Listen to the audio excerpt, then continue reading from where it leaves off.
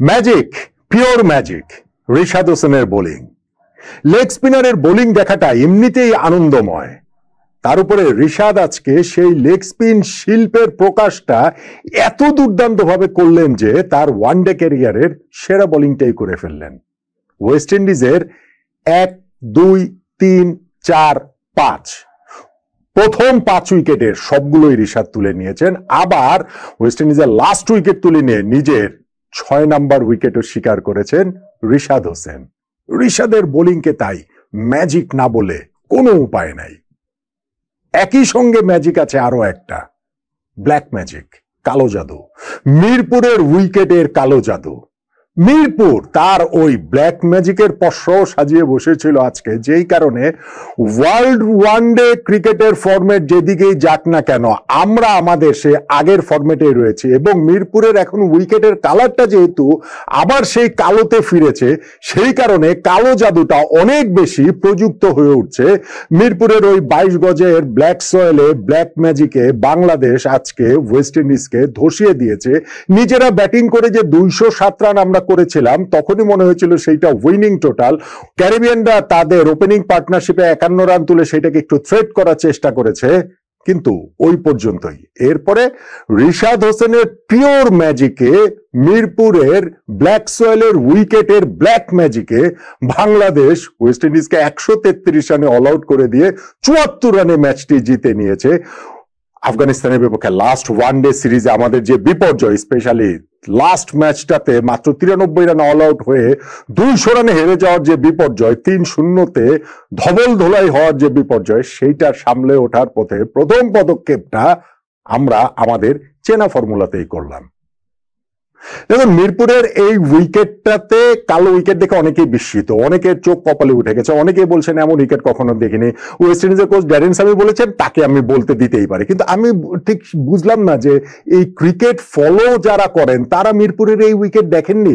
হ্যাঁ, গত 10-12 বছরে হয়তো দেখেননি, কিন্তু মিরপুরে যখন খেলাটা শুরু হয়েছিল 2006 সালে, তারপরে কিন্তু প্রথম 4-5 বছরের উইকেট একেবারে এর চেয়ে আরো বেশি কালো মাটির উইকেট ছিল, এর চেয়ে আরো বেশি ডার্ক দেখাতো উইকেট। সো অনেকের এই বিষয়টা কেন আসছে যে মিরপুরে এরকম উইকেট প্রথমবারের মতো দেখা গেছে, কেউ কোনোদিন দেখেননি, এইটাই আমার কাছে আরো উল্টা বিস্ময়কর ঠেকেছে। আবার ওই উইকেট টনি হেমিংস এর তত্ত্বাবধানে যতই দেওয়া হোক না কেন, আমাদের এই ব্ল্যাক সোয়েলের উইকেটটা যে খুব বেশি স্পোর্টিং উইকেট হবে, ওয়ানডে 16 উইকেট হবে। এখন তো ওয়ানডে ফরম্যাটটা 300, 350, 400 দিকে চলে যাচ্ছে, কিন্তু আমরা যে 200-220 রানের ওই দিকেই আটকে থাকবো সেটাও বোধহয় ধারণা করা গিয়েছিল।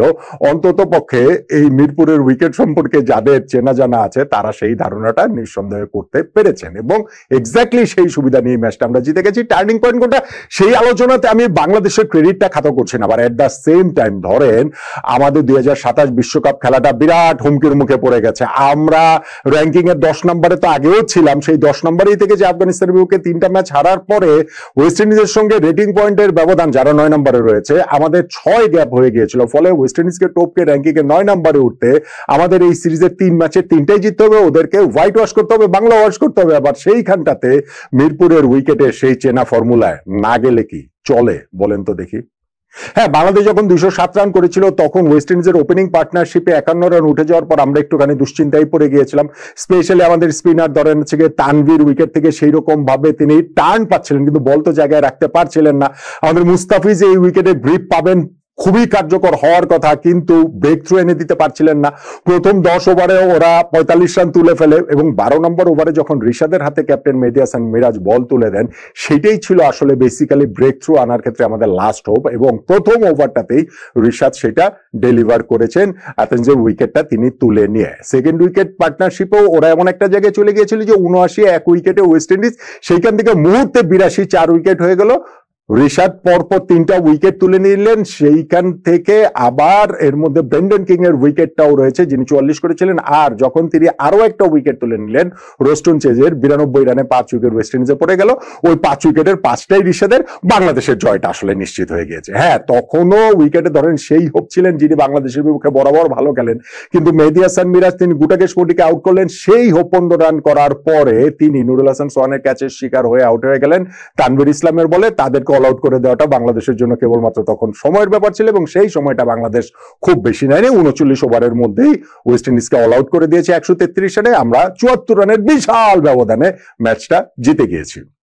এই ম্যাচটাকে অনেক রকম কন্ট্রোভার্সির জায়গা ছিল, অনেক রকম বিতর্কের জায়গা ছিল। ক্রিকেটার আফগানিস্তানের বুকে সিরিজ খেলে ফেরার পরে বিমানবন্দরে যেই কোট আনকোট অভ্যর্থনা পেয়েছেন, সেইটার পক্ষে বিপক্ষে নানান জনমত।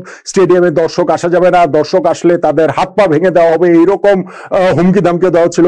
কিন্তু আমি বলবো যে দর্শক যথেষ্ট ভালো দর্শকই হয়েছে, কনসিডারিং আমাদের ক্রিকেট টিমের রেজাল্ট সবকিছু মিলিয়ে, এই গরমের সময়টা মিলিয়ে সবকিছু মিলিয়ে যে মিরপুর স্টেডিয়ামের মোটামুটি হাফ ফুলের চেয়েও বেশি আসলে দর্শক হয়েছেন, এবং তারা আসলে ওইটা প্রবলভাবে উপভোগ করেছেন। যদিও প্রথম ইনিংসে তাদের ভেতরে এক ধরনের একটা শঙ্কার জায়গা তৈরি হয়েছিল। কেন শঙ্কার জায়গাটা তৈরি হয়েছিল? আমরা টসে হেরে আগে ব্যাটিং করেছি, কিন্তু আমাদের ক্যাপ্টেন মেহেদী হাসান মিরাজ বলেছেন যে টস জিতলো আমরা আগে ব্যাটিং করতাম, এবং ব্যাটিং এ নেমেই আমরা 8 রানের মধ্যে 2 ওপেনার সাইফ হাসান এবং সৌম্য সরকারের উইকেট হারিয়েছি। স্পেশালি সৌম্যর কথা বলতে হবে। আরো একটা তার নিউ বিগিনিংস এর শুরুতেই তিনি হচ্ছে গিয়ে পয়েন্টে ক্যাচ দিয়ে আউট হয়ে গেছেন 4 রান করে। তার আগে সাইফ 3 রান করেছেন। 8 রানে 2 উইকেট হারিয়ে বাংলাদেশ শুরুতেই একটু ব্যাকফুটে আমরা পড়ে যাই।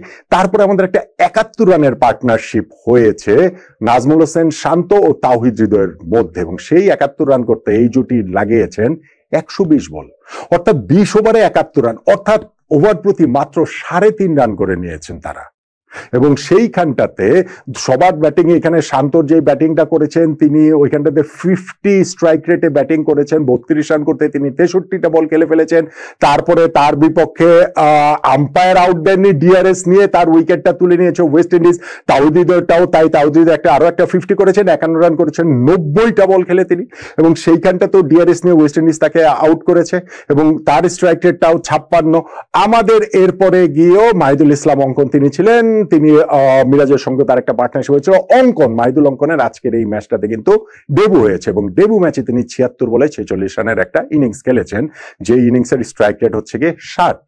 কিন্তু মিউজিকটা তিনিও ফেস করেছেন, দর্শকদের মিউজিকটা তিনিও ফেস করেছেন, স্পেশালি তার ভেরি স্লো স্টার্টে যখন হচ্ছে গিয়ে শুরুতেই তিনি প্রথম 22 বলে মাত্র 4 রান করেছিলেন। আমি তখন ওই যে স্টেডিয়াম আমাদের প্রেস বক্স থেকে উপরে যে ওভারফ্লো রয়েছে সেইখানে গিয়ে একটু খেলা দেখছিলাম, এবং সেইখান থেকেই শুনতে পাচ্ছিলাম যে দর্শকরা কিভাবে ভুয়া ভুয়া বলছে।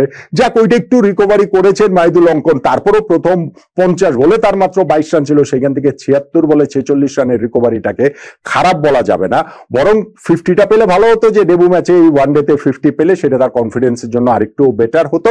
শেষ দিকে গিয়ে বরং রিশাদ হোসেনের যে 13 বলে 26 রানের ইনিংসটা রয়েছে, সেই ইনিংসটার কারণে বাংলাদেশের স্কোরটা আসলে 200 পেরিয়েছে, 207 রান আমরা করেছি, যদিও আমরা 50 ওভার পুরোটা খেলতে পারিনি। আমাদের এই সিরিজ শুরু হওয়ার আগে, ওয়েস্ট ইন্ডিজ এর বিপক্ষে সিরিজ শুরু আগে যখন আফগানিস্তানের বিপক্ষে আমরা সিরিজ খেলছিলাম, তখনই কিন্তু লাস্ট ম্যাচের পর আমাদের ক্যাপ্টেন মেহেদী হাসান মিরাজ বলেছিলেন যে ওয়ানডেতে এখন 50 ওভার ব্যাটিং করাই তাদের টার্গেট। এইটা বাংলাদেশের ক্রিকেটকে মোটামুটি 20-25 বছর আগে ফিরিয়ে নিয়ে গেছে। মোটামুটি সেই হাবিবুল বাশার যুগের ক্যাপ্টেন্সি, খালেদ মাহমুদ সুজন যুগের ক্যাপ্টেন্সিতে আমাদেরকে ফেরত দিয়ে গেছে, যখন আমরা আসলে 50 ওভার ব্যাটিং করতে পারাটাকে এক ধরনের সফলতা মনে করতাম। এখন সেইটা মিরাজ বলবেন না কেন, এই বছর এর আগে যে 8টা ওয়ানডে ম্যাচ বাংলাদেশ খেলেছিল তার মধ্যে কেবলমাত্র একটা ম্যাচে পুরো 50 ওভার ব্যাটিং করতে পেরেছে। এই ম্যাচটা তো আমরা 50 ওভার ব্যাটিং করতে পারিনি। লাস্ট 5 ওভার 5 উইকেট নিয়ে ঢুকেও আমরা 50 ওভার ব্যাটিং করতে পারিনি। 49.4 ওভারে আমরা 207 রানে অল আউট হয়ে গিয়েছিলাম, এবং সেই স্কোরটা কি আসলে জয়ের জন্য যথেষ্ট কিনা এটা নিয়ে অনেকের মধ্যে অনেক সংশয়ের জায়গা তৈরি হয়েছিল। আমার ভেতরে আসলে কোনো সংশয় ছিল না। ইনফ্যাক্ট প্রেস বক্সে ছিলাম, আমরা সাংবাদিকরা আলোচনা করছিলাম যে অবশ্যই বাংলাদেশ এই ম্যাচটা জিতবে, সহজেই জিতবে। শুরুতে ওদের ওপেনিং পার্টনারশিপটা হয়ে গিয়েছিল বটে, সেইখানটাতে ক্যারিবিয়ানদের কৃতিত্ব হচ্ছে আমাদের এলোমেলো বোলিংটারই আসলে ব্যর্থতার দায় বেশি, এবং ওয়ান্স রিশাদ চলে আসলেন এবং তিনি যখন হচ্ছে রাইট জায়গাটা পিক করতে পারলেন, রাইট বোলিংটা করা শুরু করতে পারলেন, এবং সেই সঙ্গে সঙ্গে উইকেটও তার ম্যাজিক দেখাতে শুরু করলো, ব্ল্যাক সয়েলে ব্ল্যাক ম্যাজিক দেখাতে শুরু করলো। এরপর গিয়ে ওয়েস্ট ইন্ডিজের আসলে আর কোনো জবাব তাদের সামনে ছিল না, যেই কারণে তারা বিনা উইকেটে 51 কিংবা 1 উইকেটে 79 থেকে 3 উইকেটে 82, 4 উইকেটে 92, 5 উইকেটে 100, এরকম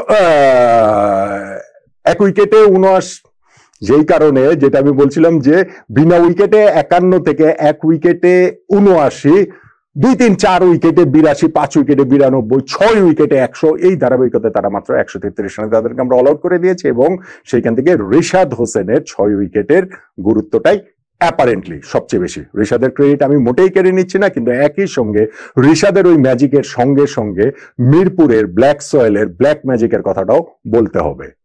তাহলে এই যে প্রথম ওয়ানডে ম্যাচটাতে আমাদের কনফিডেন্স ফেরানো যে জয়, আমাদের 2027 বিশ্বকাপ ট্র্যাকে ফেরানো যে জয়, আমাদের দর্শকরা যারা খেলা থেকে মুখ ফিরিয়ে নেওয়ার ঘোষণা অনেকে দিয়েছিলেন তাদের প্রতি আবারও একটা রেজাল্ট এনে দেওয়া যে জয়, সেই জয়টা টার্নিং পয়েন্ট কোনটাকে বলবেন? অবশ্যই বলা যেতে পারে রিশাদের বোলিং, অবশ্যই বলা যেতে পারে রিশাদের ফার্স্ট স্পেল, যেখানে প্রথম 7 ওভারে তিনি মাত্র 25 রান দিয়ে 5 উইকেট পেয়েছেন, স্পেশালি সেই জায়গাটাকে।